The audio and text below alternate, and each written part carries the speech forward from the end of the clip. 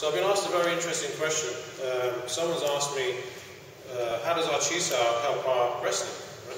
Because we obviously teach wrestling and jiu-jitsu, eskrima.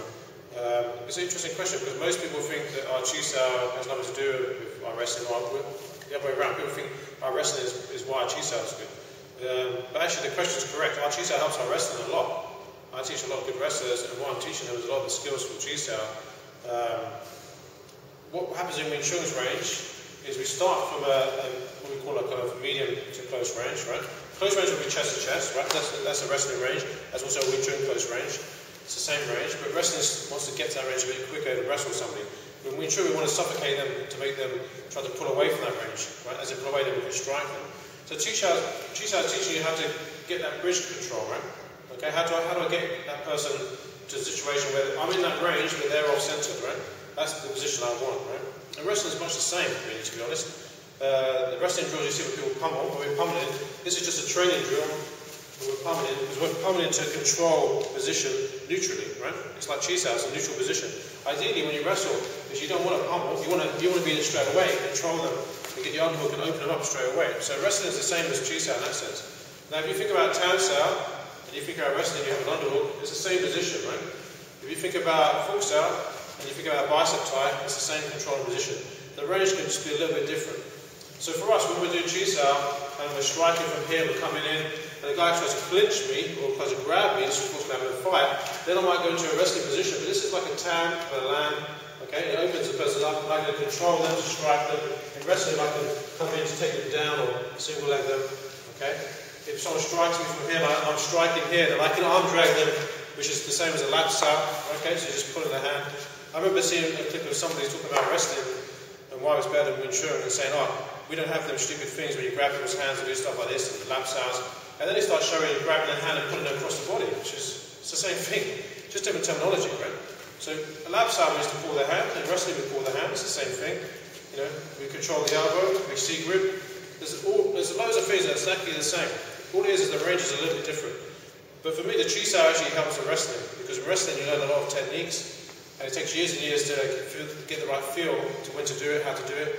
Chi Sao is actually teaching you to work to feel that feel, right? Now if you apply that to your wrestling skill, then your wrestling skill improves much quicker. That's why my guys have improved their wrestling very, very quick. Because what we've done is use the Chi Sao methodology inside our wrestling and jiu-jitsu, right? So if I'm doing Chi Sao and I'm rolling here and I'm striking somebody up here, and I get this position here, I have a choice, right? I can carry on striking, or I can seatbelt them and take the scapular control.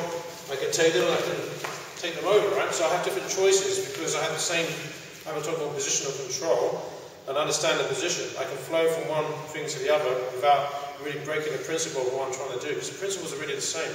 There's only certain ways you control the body. If Hayward pushes towards me and I try to be tense, I'll move it very easy. If he pushes towards me, I sink my hips and drive my chest and push the ground, I'm going to uproot him. In wrestling, when we clinch up, it's the same thing. I drive into the ground, I push up, I control his hip or his elbow position, right? It's exactly the same thing. So the skills that we're using are very generic to the situation. If you're using Wing Chun where you're leaning back a lot, then obviously that's a different type of Wing Chun. So for me, that Wing Chun is not going to work inside the kind of concept of fighting that I see, right? I think if you lean back in Wing Chun, your body weight's out of position to stop takedowns, to stop power coming at you. So just for the way we do it, we want to have our body weight neutral and 50-50, and be able to apply our body weight into our position and drive from the floor. So lean back goes against that for how we train, right? So in wrestling it's the same thing. When he comes in, I need to push my hips in and drive my chest up, beat his shoulder position, beat his hip position, and wrist fight. So in wrestling, a lot of times you're in a wrist fight and control the wrist, look for your arm drags, look for your wrist control, your collar ties, right? So this collar tie you see in wrestling to pull someone's head in is the same as you see in the wooden dummy, right? You collar tie someone, you pull someone's head to strike, or you pull their head down to control them, okay? It's very much a similar situation because you're using an elbow and hip connection to control it. So there's a lot of generic skills that are very, very similar, more or less the same. All we understand is that different position and timing, right? So Wing Chun's range is here. For the bridge, wrestling range will start a little bit further out, but ultimately you want to get to that range, and I need to get past that range. So if you've got a good Chi Sao skill, it helps you get past that range much quicker. So Chi Sao skill really, really helps what I call real-time sensitivity. People talk talk about sensitivity a lot, but what they talk about is reaction a lot of times. Sensitivity is understanding the cause and effect of the reaction that you're causing, right? So if I push Hayward, right, if I push him without structure, I'm going to bounce off him. If I push him with structure, he's going to push into me with structure, then I need to de-link and guide him, right?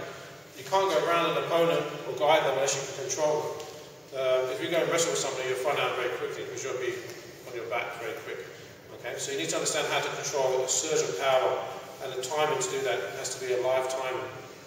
So some people look at the clips that I put up and said that's not Wing Chun. Other people said that's really, really good Wing Chun because for them they can see how that's very alive in what we do.